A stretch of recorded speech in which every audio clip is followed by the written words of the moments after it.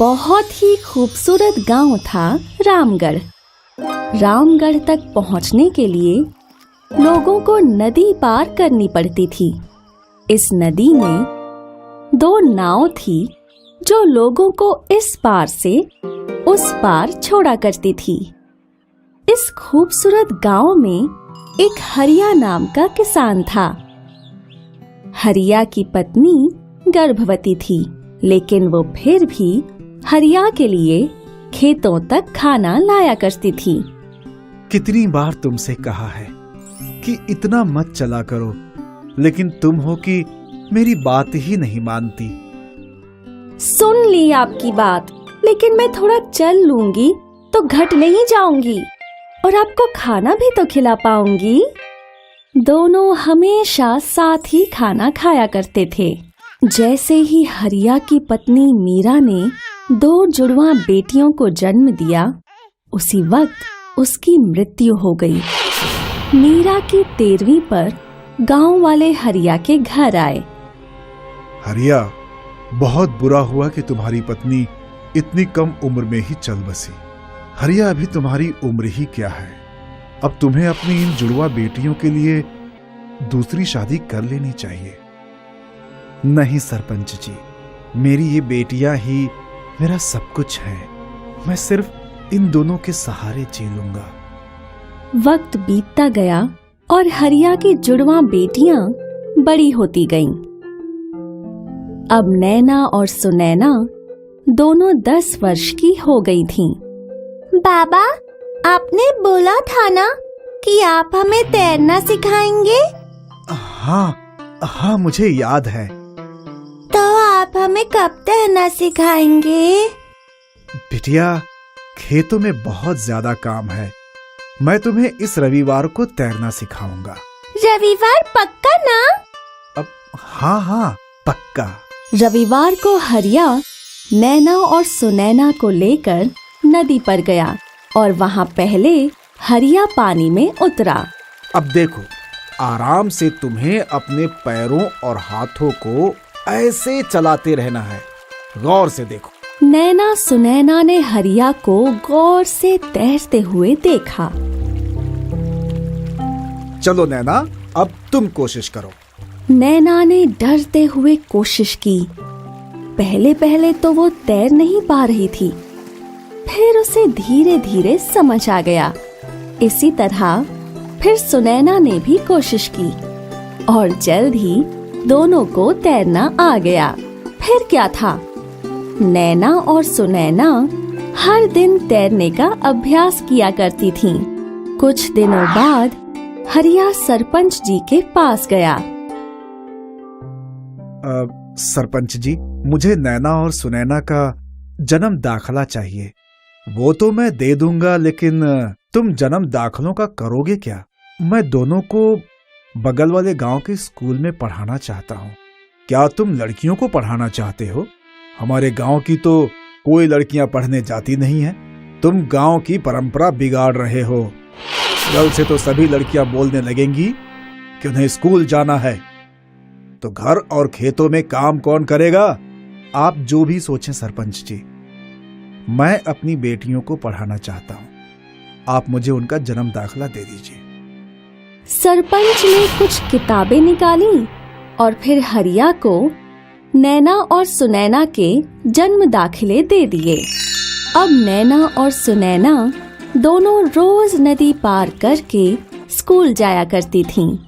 हरिया बहुत खुश था। एक दिन की बात है, नैना और सुनैना नदी पार कर रहे थे। तभी उन्होंने देखा कि दूसरी नाव में सरपंच जी अकेले आ रहे थे। अचानक नाव का संतुलन बिगड़ गया और सरपंच जी नदी में गिर गए। बचाओ मुझे! अरे कोई तो बचाओ! नैना सुनैना ने कुछ भी नहीं सोचा और वो दोनों नदी में कूद गईं। वो तैर के सरपंच जी के पास गईं। दोनों ने सरपंच जी को सहारा दिया और उन्हें नदी के किनारे ले आईं। नदी किनारे कुछ लोगों ने सरपंच जी की छाती दबाकर उनके शरीर से पानी बाहर निकाला और आखिर सरपंच जी की जान बच गई। उन्होंने नैना सुनैना को अपने पास बुलाया और कहा, तुम दोनों ने मेरी जान बचाई। तुम दोनों बहुत ही बहादुर हो। हरिया सही कहता था कि तुम दोनों के होते हुए उसे किसी बेटे की जरूरत नहीं पड़ेगी। इस कहानी से हमें ये समझ आया कि बेटियां बेटों से कम नहीं होती हैं और वो हर वो काम कर सकती हैं जो बेटे कर सकते हैं।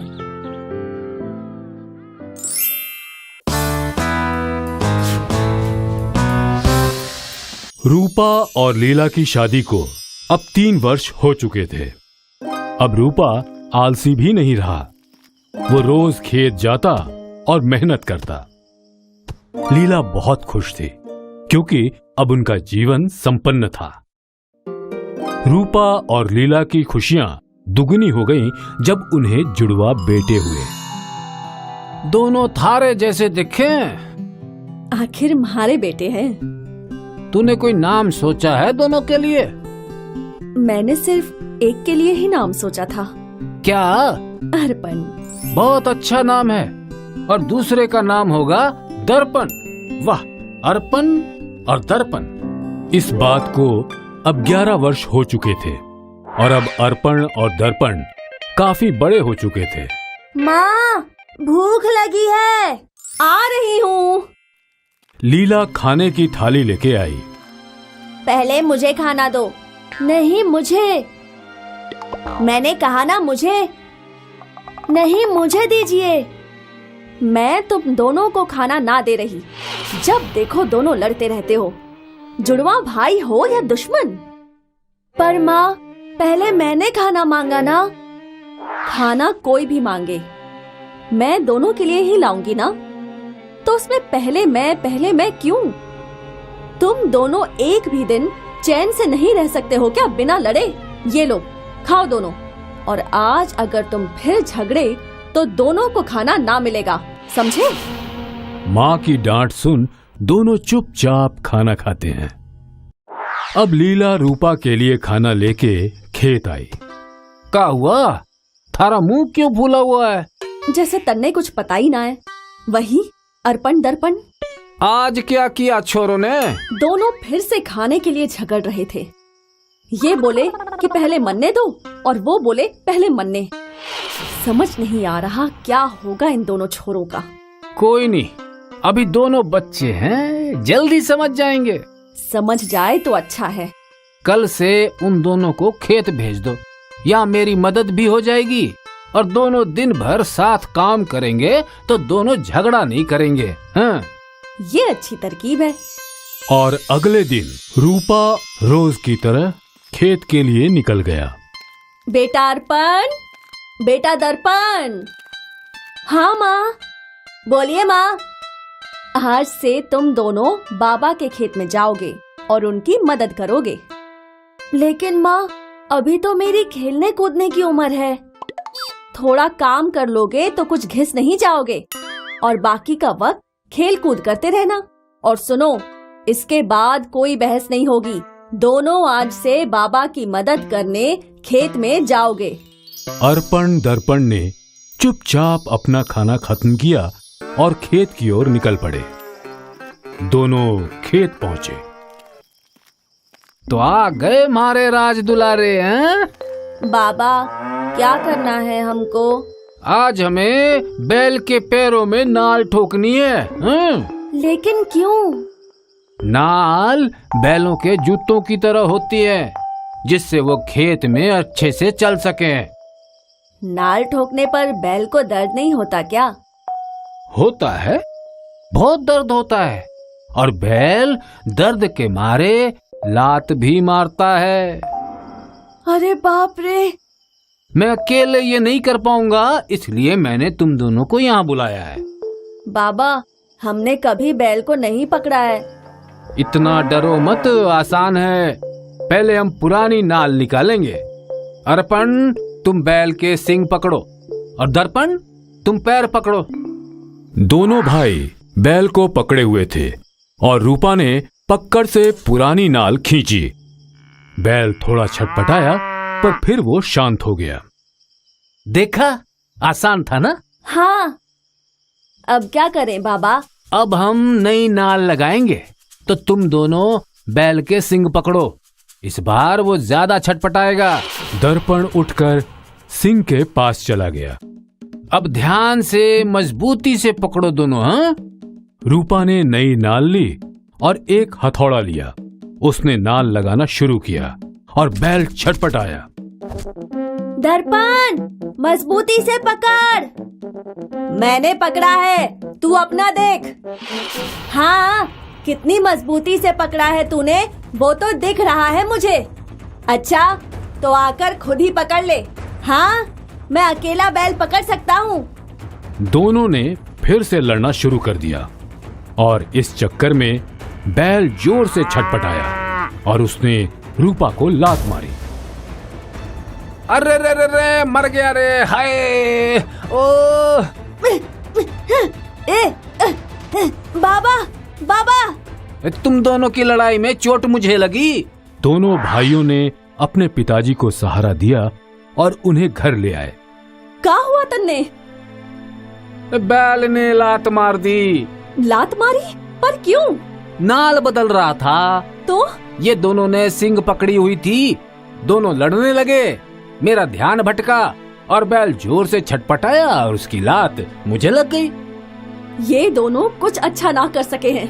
पहली बार खेत गए और तुम्हें बैल से लात पड़वा दी।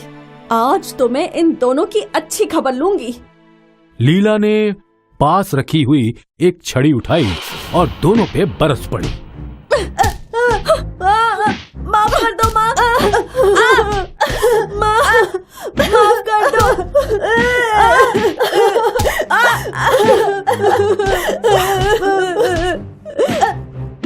आज ना माफ करूं मैं तन्ने।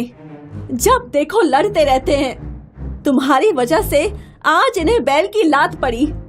तुम दोनों को तो सजा मिलनी ही चाहिए। ओए बस कर, कितना मारेगी? तुम दोनों भीतर जाओ। दोनों भीतर के कमरे में चले गए।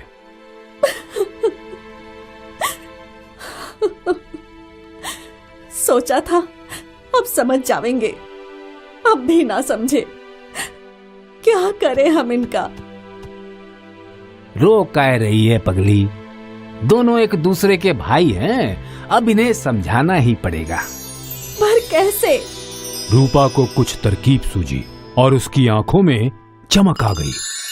लीला, एक काम कर, बहुत सारी लकड़ियों की एक गठरी बना और उसे रस्सी से बांधकर यहाँ ले आ।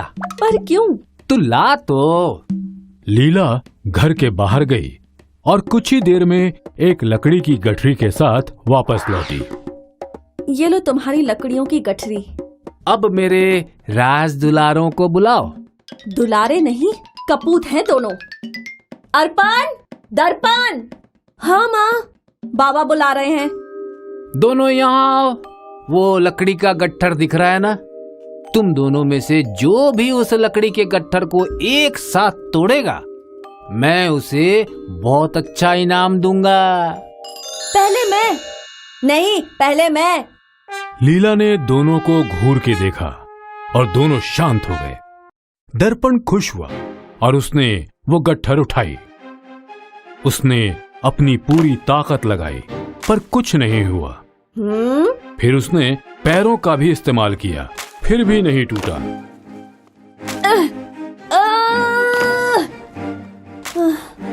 नहीं टूट रहा बाबा, ये बहुत सख्त है। अब अर्पण आगे आया गट्ठर तोड़ने। उसने अपनी पूरी ताकत लगाई। उसने घुटने से तोड़ने की कोशिश की।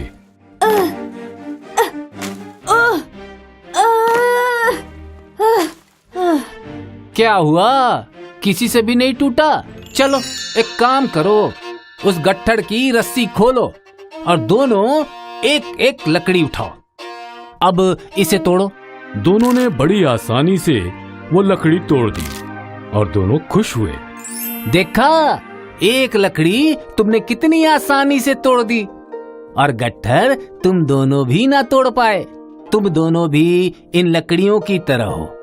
अगर अकेले हो तो कोई भी तुम्हें तोड़ सकता है, लेकिन अगर साथ हो तो तुम एक गट्ठर हो जिसे तोड़ना बहुत मुश्किल है। हाँ हाँ, समझ गए बाबा। अब से हम पहले मैं नहीं करेंगे और ना ही किसी चीज के लिए झगड़ेंगे। बाबा, हमें माफ कर दीजिए। हमारे झगड़े की वजह से आपको बैल ने लात मारी। मेरे लाल। लीला और रूपा ने दोनों को गले लगाया। अर्पण और दर्पण को समझ आ गया कि एकता में शक्ति है। हाय, मैं हूँ शाइनी। अगर आप मुझे ऐसे ही देखना चाहते हैं तो इस वीडियो को जरूर शेयर करें और हाँ, इस चैनल को भी सब्सक्राइब करना ना भूलें।